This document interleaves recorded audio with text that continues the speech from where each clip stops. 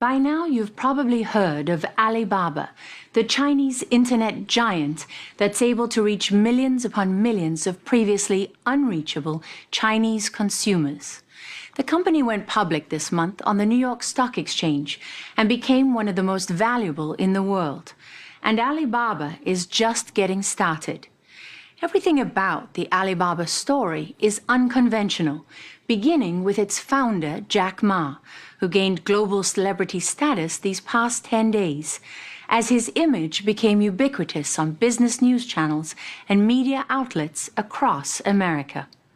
We got to know Jack Ma before the onslaught, beginning over a year ago in China, where he talked with us about his relationship with the Chinese government and his unorthodox business philosophy, which surprisingly gives shareholders almost no say over how he runs the company.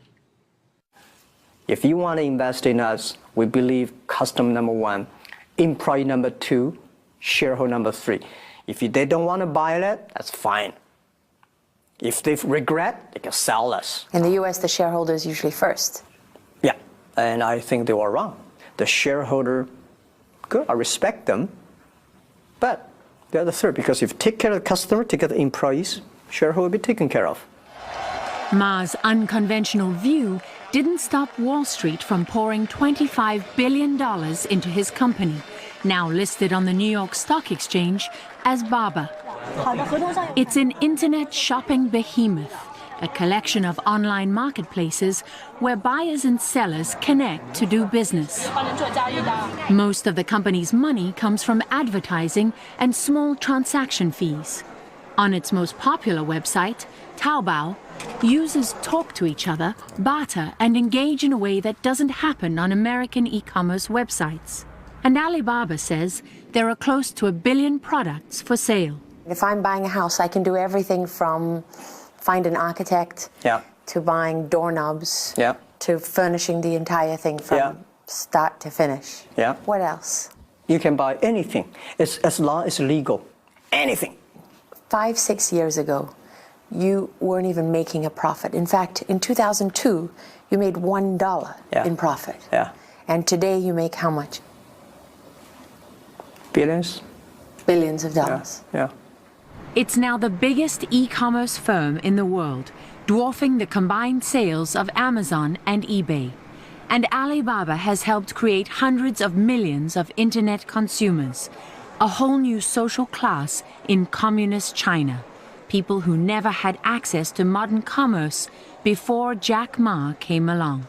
And now you have 500 million registered users. Yes. It's only like a little bit more than 40% of China population, and we need more. We have over 100 million people visiting the site, shopping every day coming, and it's just a beginning. When Jack Ma dreamed up Alibaba in 1999, the online world looked nothing like it does today. The most popular search engine was Yahoo, not Google. There were no iPods, iPhones, or iPads. Only 4 out of 10 American homes had internet connections. And the World Wide Web barely reached all the way to China, where retail stores were rare outside the big cities. For most of the country, there was no such thing as package delivery or credit cards. The only way to buy anything was face-to-face and in cash. When we started the e-commerce, nobody believed that China would have e-commerce, because people believe on the guanxi, face-to-face, and all kinds of networking traditional ways. There's no trust system in China. He had to overcome centuries of tradition by showing Chinese buyers and sellers that they could trust Alibaba with their money in this new virtual world. He did it by guaranteeing the transactions and creating his own payment system, an escrow account where Alibaba holds the buyer's money until the goods are delivered. Every day we finish more than 30 million transactions. And that means that you are buying things from somebody you have never seen. You are giving products to the person you have never met.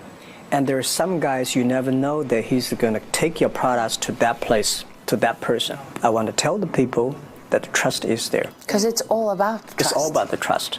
Now anyone, rich or poor, with access to the internet and something to sell, can connect with hundreds of millions of potential customers on one of Ma's websites. Ordinary people in China, who never had a way to do business with each other before, today have a stake in the online world. That idea was revolutionary. It created millions of jobs and made Jack Ma a hero to millions of Chinese. This is your old stomping ground, right? Yep. We met Jack Ma in Hangzhou, an ancient city in southeastern China, famous for its beauty. This is where he grew up poor in the 1960s, during the chaos of Mao Zedong's Cultural Revolution, when the country was cut off from the West. Then in 1972, Richard Nixon came to his hometown. It was the first visit by a U.S. president to communist China, and the city became a mecca for foreign tourists. Through them, 12-year-old Jack got his first glimpse of a world beyond China. The name Jack was given by an American tourist. He told us how he taught himself English, walking up to foreigners and offering free tours in exchange for free lessons. Unlike many successful Chinese entrepreneurs, Jack Ma never studied in the U.S. He also had no status, money, or connections. The only other way to get ahead in China was education, and he failed the college entrance exam twice. My parents do not want me to take examinations again. Because they didn't want you to fail again? Yeah, they believe I will fail again. How did that affect you? That's a good question. Nobody asked me how that affected me. That really affected me a lot. I failed for the first time, and then I asked for looking for jobs. I went to interview jobs for about 10, 15 times, and all rejected by people. Why did everyone reject you? I was not the standard that normal people like. Because you were small? I was small. And skinny? Skinny, not handsome, and terrible the way I talk, and they probably just don't like it. Ma made it into college on his third try and became an English teacher. With no computing or engineering background, he's an unlikely tech titan, but he says he was captivated by the internet from the moment he first saw it in 1995, when he came to the US as a translator. I never touched keyboard before. I never using computer before, and I say, what is internet? He said, Jack, search whatever you want on the internet. I said, how can I search? What does search mean? He said, just type. I said, I don't want to type. Computer is so expensive in China, I don't want to destroy it. He said, it's not a bomb, just a type. So I typed the first word called beer. At that time, very slow. Come out the American beer, Japan beer, and the German beer, but no China beer. So I was curious and I typed China. No China, no data. Came back to Hangzhou with $1 in my pocket, scared, worried, and I came back and I said, I want to do something called internet. His first two ventures failed. 4 years later, he convinced some friends and former students, most of whom had never used the internet, to invest in him and his vision for Alibaba. With just over $50,000 in seed money, the company was born. Today, it's valued at $231 billion and is headquartered in Hangzhou, on a sprawling state-of-the-art campus that rivals any in Silicon Valley. Ma's personal fortune makes him the richest man in China and one of the most influential. It's impossible to run a business on Alibaba's scale without official blessing. You were quoted saying, when you have millions of small companies using your site and billions of dollars in transactions every day, the government cares. Yeah. So what do they care about? They care that I can stabilize the country. I told the government, if people have no jobs, you are in trouble. Government will be in trouble. My job is to help more people have jobs. So usually when people succeed in China, they either have connections, political connections, or they come from a wealthy family. You had neither. No.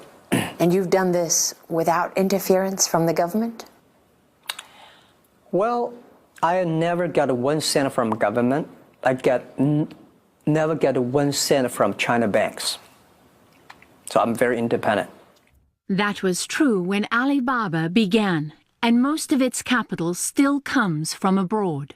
But more recently, some of its smaller investors have included institutions with ties to China's ruling elite. Alibaba has also benefited from Chinese government policies that make it difficult for foreign competitors to operate there. Ma explained how he walks a fine line with Beijing. I have a very strict talk to my team. So never ever do business with government. Love them, don't marry them. So we never do projects for government. If they come to us and say, Jack, can you help with this? Good, I will introduce friends to you who are interested in doing that. Or if you wanted me to do it, I do it free for you. Just next time don't come to me again. So because of that, we keep very good love relationship with the government. When we pressed Ma, he acknowledged there are times he has to bow to Chinese authorities, though he was surprisingly frank about a subject that's also sensitive among U.S. internet companies, including Google, Facebook, and Yahoo. You gather more information on Chinese citizens than anyone else in the country. You mean me? Yes. Yeah. So when the Chinese government comes knocking on your door, asking for that information, how do you handle that? What do you do? Okay. We have a very strict process working with the government.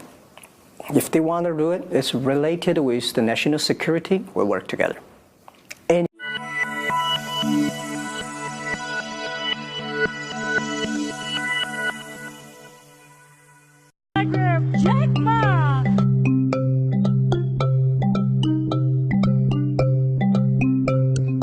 You should be optimistic, always optimistic.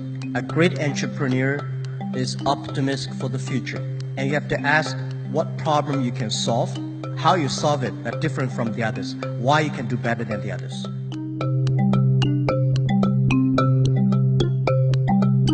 You have to find a group of people working together with you. Those people believe the same vision. Those people coming to join you not because it's a job. It's because they believe the dream, they believe the mission, and they believe the vision. And don't have to find, there's no best people in the world. The best people is always working with you in your team. And train the team, work with the team, the team also will train you. Do not think what I will get. You have to ask what I will give. Shall I win in 3 years or 10 years? If you have a great idea, prepare for 10 years. You're lucky if you win in 1 year. But most people will not have this opportunity. Don't say, I want to win next month. I will succeed next year. Impossible. Forget about it. If you think, I will win this in 3 years, prepare for 5 years. My first round money I gathered from 18 founders, $50,000 US. We thought this $50,000 can last for 10 months. We even count every cent we spent, but only last less than 4 months. We're almost bankrupt. When you know what will you give up, then you will be able to get something. One of the reasons why we succeed 18 years ago, because internet was not hot at that time. E-commerce was so cold. Nobody believed it, but we believe it. We don't care what other people say. We think it has a future. We think it will help people. So we started. When everybody says yes, there's no chance for you. So be unique. Use your mind. Think why you can do better. Why you can do different. Why you can last for 10 years. While the other people can only last for 1 year. Don't wait for the environment to be ready. Don't wait for all the policy ready. When everything's ready, there's no opportunity for you. You have to move faster before the government take action. You know, if I do this, If the government say everything's ready, you should move to the other area because there's no chance for you.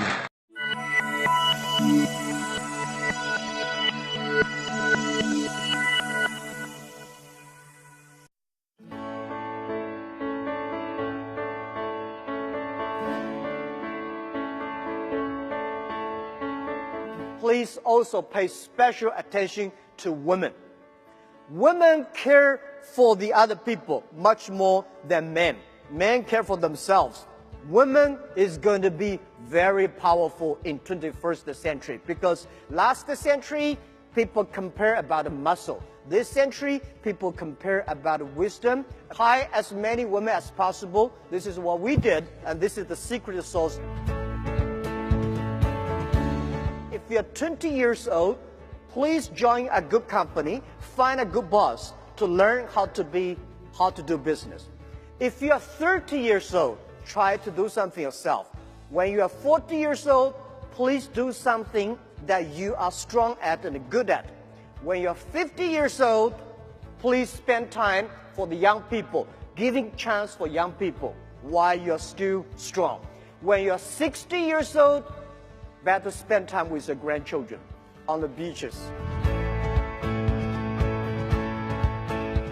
My cousin and I waited for 2.5 hours in a very hot summer in order to apply a job being a hotel waiter. After interview, my cousin was accepted and I was rejected. Reason is he was taller and more handsome.